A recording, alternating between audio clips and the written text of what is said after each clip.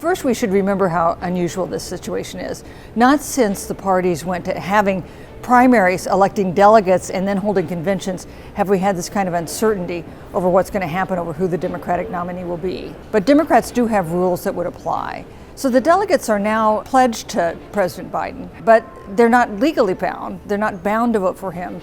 They can vote their conscience.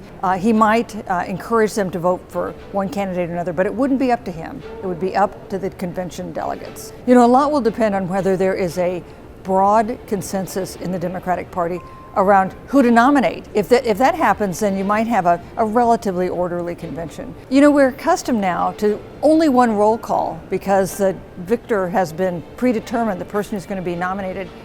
If you have a contested convention, you could have multiple roll calls. It could take a lot of time. It could even take days to figure out who to get nominated. That used to happen in the old days, in the 19th century. It hasn't happened in modern times.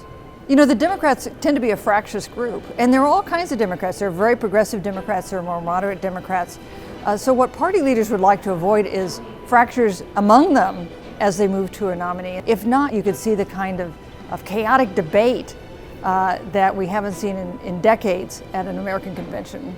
What a contrast to the Republican convention, which has been extremely disciplined and totally scripted.